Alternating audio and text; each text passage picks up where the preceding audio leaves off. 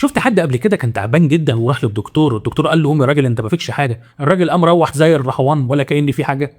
طب شفت حد قبل كده كان بياخد علاج والدنيا كانت معاه زبادي خلاط لحد ما شطانه وزه وطلع النشر وراه، جات له كل الاثار الجانبيه اللي فيها؟ اهلا بيك في الهوبا ها. النهارده احنا هنتكلم عن العلاج بالوهم او تاثير البلاسيبو، وده بيحصل في المستشفيات يوميا. لو عايز تعرف ايه هو البلاسيبو او العلاج بالوهم يبقى انت جيت المكان الصح. اهلا بيك. خد نفس مع الدك، خد نفس عميق ودعي. تخيل ان في واحد كان بيعاني من الم رهيب في ركبته لدرجه انه ما كانش بيبقى قادر يمشي عليها. قرر ان هو يروح المستشفى ويعمل عمليه جراحيه في ركبته. دخل المستشفى وجهز نفسه وخد البنج ونايم على السرير. فقت لقيت الجرح موجود في ركبتك. خدت العلاج اللي الدكتور اداهولك وبدأت تمشي واحده واحده لحد ما الالم اختفى تماما. رحت للدكتور استشاره بعديها عشان خاطر يتابع معاك الحاله، فعرفت ان الدكتور ما جاش جنب ركبتك من جوه اساسا. طبعا اول حاجه هتقولها له فين الفلوس اللي انا اديتها لك؟ بايخه بايخه. على فكره الكلام ده مش هزار. سنه 2002 دكتور بروس موزلي عمل تجربه هزت عالم الطب. عمل ايه بقى دكتور بروس؟ كان عنده شويه مرضى عندهم مشاكل في الركبه، راح جاي مقسمهم 3 مجموعات. مجموعتين عمل لهم العمليه الحقيقيه والمجموعه الثالثه ما جاش جنبها. اداهم بنج موضعي، فتح جرح خارجي وعمل نفسه كانه بينظف الركبه، سمعهم صوت الادوات وبعدين راح جاي مخيط. والنتيجه كانت ايه؟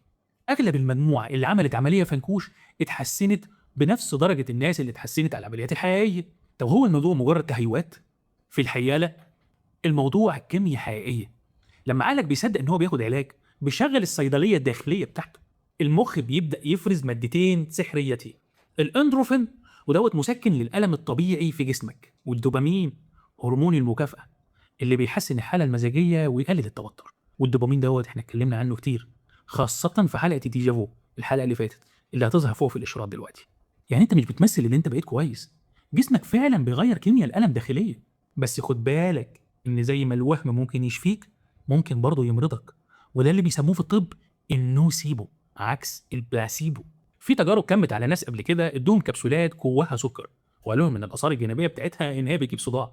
الناس خدت الحبايه 30% منهم جالهم صداع.